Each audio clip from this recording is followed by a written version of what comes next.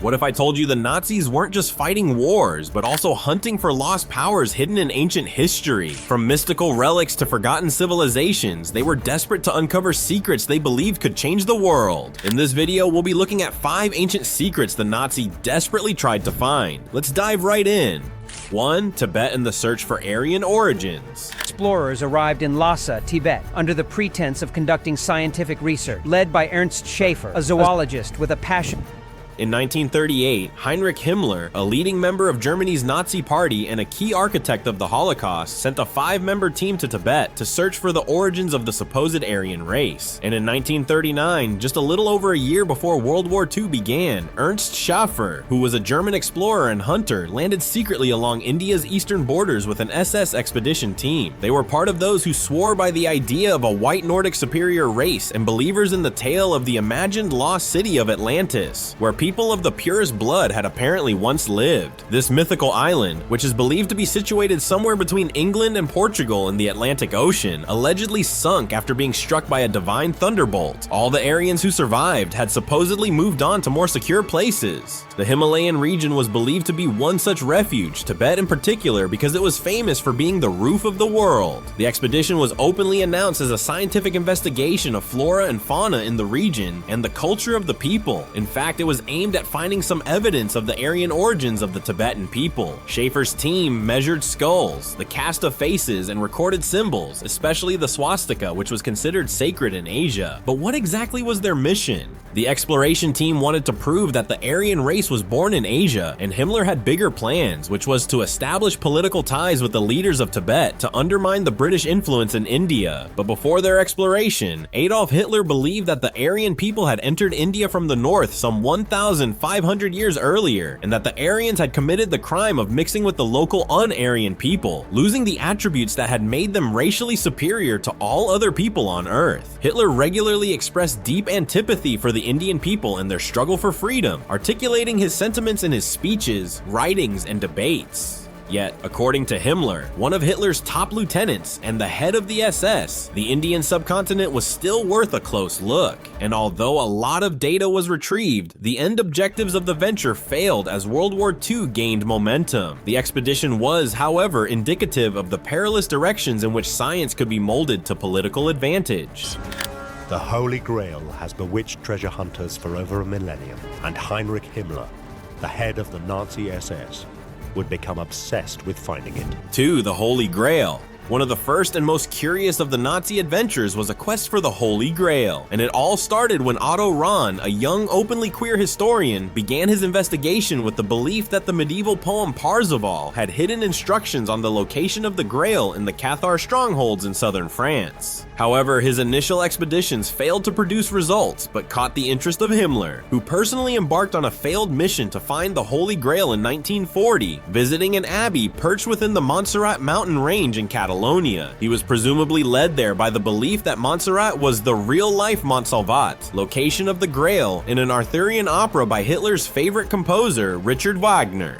Himmler believed that such discovery would lend credibility to the ideology of the Nazi movement, which claimed that they were racially and spiritually superior to everyone else. They also believed that the Aryan race was a direct descendant of the ancient gods and destined to rule the world. While their theories were based on Nordic mythology, paganism, and occult beliefs, the Third Reich believed that magical artifacts existed and was determined to find them, creating a branch of operations tasked with finding them. Although Rahn was said to have publicly opposed the Nazi ideology, Himmler recruited him to the SS and financed the second expedition. Again, Rahn came up with nothing, and Himmler, although disillusioned, fell further under the spell of the myth. After repeated failure to produce the Holy Grail during his expeditions and another romantic encounter with another man, Himmler had Rahn transferred to guard duty at the Dachau concentration camp as punishment. Rahn was reportedly found frozen to death in the Alps shortly after he resigned from the SS. Be it suicide or execution, his death marked the bitter price that had to be paid in gaining glory through a totalitarian state.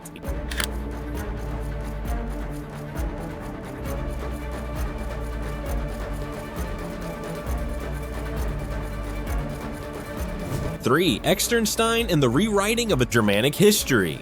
This is another legend that gained widespread attention within the administrative limits of Germany. The Externstein roots of sandstone pillars, which were in the Teutoburg forest, became one of Himmler's projects. The monumental Externstein of the Teutoburg forest consists of 13 rugged sandstone rock columns that reach up to 40 meters in height. The unique nature of this cultural monument is located near Hornbad Meinberg in North Rhine-Westphalia and is a popular destination due to its scenic beauty and the numerous myths surrounding the rock formation. The Externstein are found in a nature reserve covering 127 hectares and as a result present a protected ground monument in a popular tradition going back to an idea proposed to Hermann Hammelmann in 1564. The Externstein are identified as a sacred site of the pagan Saxons and the location of the Irminsul idol reportedly destroyed by Charlemagne. There is, however, no archaeological evidence that would confirm the site's use during the relevant period. The stones were reportedly used as the site of a hermitage in the Middle Ages, and by at least the High Medieval period were the site of a Christian chapel. The Externstein relief is a medieval depiction of the descent from the cross. It remains controversial whether the site was already used for Christian worship in the 8th to early 10th centuries. Now, Nazi researchers believe this site was previously occupied by the Irminsul, the ancient Saxon sacred pole that had been smashed in Charlemagne Christian assault in the 8th century. Ahnenerbe decreed the location to have been a place of Aryan origin. Groups of youths were said to have been called to sing hymns on Himmler's birthday. Ancient carvings were reinterpreted to align with Nazi ideology, but the history of the site was much more complicated. It had been used by prehistoric hunters and gatherers, feudal monks, and spiritual pilgrims through successive centuries. This long history was believed to have been weaponized by the Nazis.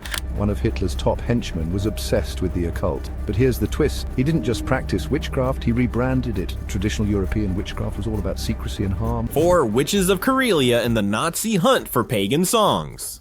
Mythological artifacts were not the only aspect on which Nazis were obsessed. In 1935, Nazi-financed explorers traveled to Karelia, bordering Finland and Russia, to record ancient pagan songs. The mission was headed by Aryan von Grönhagen, who recorded ceremonial events on a primitive recorder available at the time. Aryan von Grönhagen believed that the Karelian culture of southeast Finland hid an ancient lost Norse legend. Hidden in the music, songs, ceremonies, and beliefs of Karelia, Grönhagen hoped to piece together this lost legend. Himmler was immediately captivated by this tale, and obsessed with ancient Norse tales was very happy to send Grönhagen to Karelia in search of the lost epic. After his personal spiritualist had interviewed Grönhagen, Grönhagen went with an illustrator, fearing the elderly sorcerers would balk at being photographed, as well as Dr. Fritz Bose, a Nazi expert on music and race.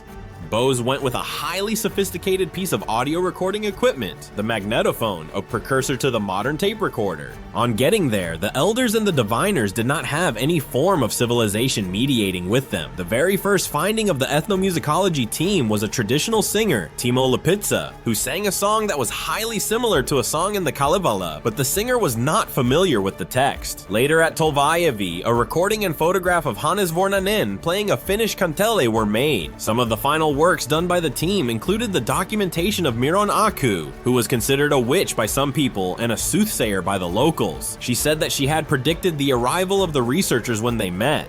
The ethnomusicologist persuaded her to do a ritual in front of the camera and tape recorder. She summoned the spirits of her ancestors and predicted the coming events.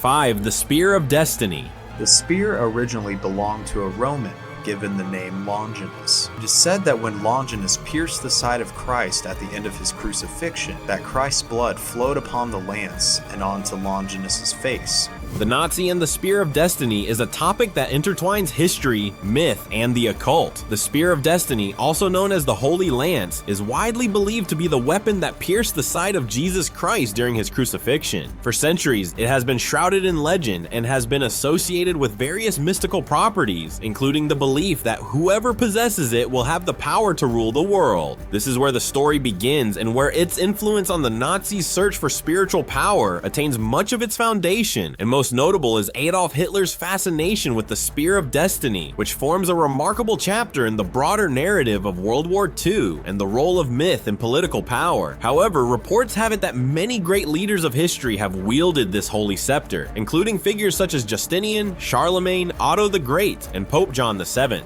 Hitler in turn knew that to be a great leader in the annals of not just European but in world history, the spear was the key to eternal power. At age 19, a young energetic Hitler was said to have stepped foot into the Hofburg Museum in Vienna, and upon seeing the spear, was entranced by its power. He knew it was the key that would unlock the world for the taking by the Aryan race. He needed it. 25 years later, in 1938, Hitler entered Vienna again, and this time under the triumphant spirit of the awakened German people and the banner of the swastika. The relic was secured by General Heinrich Himmler, who with his SS personally guarded the spear until Hitler's arrival. Finally, after almost 3 decades of further defeat, hardships, and privation, he stood in front of that most sacred idol, that which millennia before was soaked with the holy blood of Christ himself. The Führer had the power of the world and the heavens in his hands. His ambition stiffened in his hell-bent urge to Aryanize the West, the world, and even rid it of its Jewish materialist spirit. However, the spear that was assumed to be the real deal didn't assist Hitler with his pursuits of Aryanization for the world, as he committed suicide on April 30th, 1945, with the Nazi regime collapsing at around the same time too. Regardless of whether the Spear of Destiny is real or not, its legend has captured the imaginations of people for centuries.